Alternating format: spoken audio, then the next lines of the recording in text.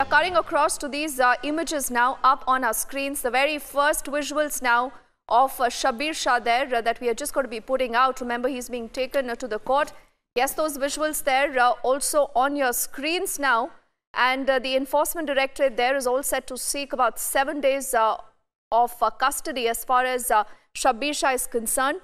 Earlier, we also got you details of what really the big confessions of Shabir Shah in custody, remember, have been. He's been singing in custody, and Nalini with us even as we stay with those images up on your screens. Nalini, talk us through what really happened as far as what's going on in the court.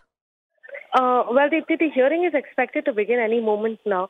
Shabir Shah has just been presented to court, the exclusive visuals of which are being shown first on Republic TV. What we are hearing from our sources is the fact that the Enforcement Directorate today is going to ask for an extension of his remand. Whether or not the court allows it, we'll have to see when the hearing begins. But that's what we're hearing right now, that there is going to be an extension of the remand sought on behalf of the Enforcement Directorate, especially considering the recent facts that have come to light, where we've seen a remand note being submitted by the Enforcement Directorate in court, stating that they have found sufficient evidence against Shabir Shah, that through his mobile phone they found contacts and sufficient material, and also stating that he has accepted that he was involved in the terror funding. So considering these latest developments, we can expect that the remand of Shabir Shah with the Enforcement Directorate is very likely to be extended today. But of course, we will have to wait for the court confirmation to actually confirm that. And you know, Nalini, the details that you're getting us are extremely important, because if you have a confession like this, is that good enough to nail Shabir Shah, who essentially has been saying that this is politically motivated? Well, absolutely, Deepti. From the very beginning, Shabir Shah has been claiming that this is a political vendetta against him. The fact that he was in house arrest, the fact that he wasn't involved in any of this, no money was transferred to him. But despite that, we've seen the Enforcement Directorate take a very strong stand, where they specifically stated, even in the last hearing, that they want to examine his bank accounts, that they want to go through all of the details. And after that, such a statement coming out from the Enforcement Directorate itself, stating that they have evidence against him. Obviously, it is extremely damning for Shabir Shah's case in the Patiala House Court.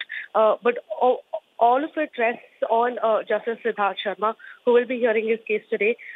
Let's remember, he wasn't there present in court yesterday, because of which Shabir Shah's remand was extended by just 1 day yesterday, and it was listed for today. Let's see what happens in court today, and then we'll be able to bring more information to our viewers. Yes, and Nalini, also, you know, let's talk a little bit more about these visuals that are up on our screens. If you just look at his body language, that man is unperturbed, but somewhere is he not rattled? Because let's not forget that this is the very first time that you have a government making its intent very clear. You know, this is a decade-old case, Nalini, and the very fact that there is action today. This man was picked up from Srinagar, he's being produced in court today, is a big significant message of intent. Definitely, Deepti. In fact, the visuals that we have today, we have Shabir Shah just coming up or towards the court. But on the last time that he was brought before the court, we'd in fact heard some very scandalous statements from him, where he specifically told the reporters outside the court, कि हम सिर्फ आजादी की लड़ाई लड़ रहे हैं, and that he is not guilty of any crime that he is being accused of before the court. He'd specifically come out and stated such things. Probably under the instructions of his lawyer, he has now decided to keep quiet. He is not giving any statements to the media, even though we asked him questions right outside the court. He wasn't speaking to the media at all, although he has been doing that in the previous 2 hearings. So considering how this case is going downhill for him, we can expect that legal advice has been provided to him to probably not speak any more on his behalf, and just to let the legal proceedings take its course. And also, Nalini, we are hearing that the Enforcement Directorate, in the application that they have moved in the court today, in fact, are talking of the fact that this man has confessed, saying that he is in touch with anti-national elements, with terrorists residing in Pakistan, just in the garb of Kashmirish. Get us more details of that, please.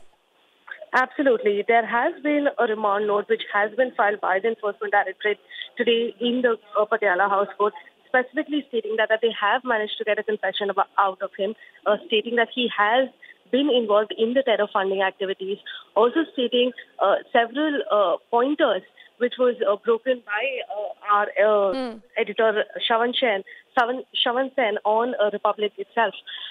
Several pointers on the remand note itself of Shabir Shah. Definitely all of these pointers being put forth by the Enforcement Directorate means that the Enforcement Directorate is refusing to backing down from this case. They're specifically making a very strong case against it. And a lot of it, remember, Nalini, is going to be hinging on that confession note, as you're getting us details of. We'll let you go and, get us more details of what happens in the court for the moment. Thank you.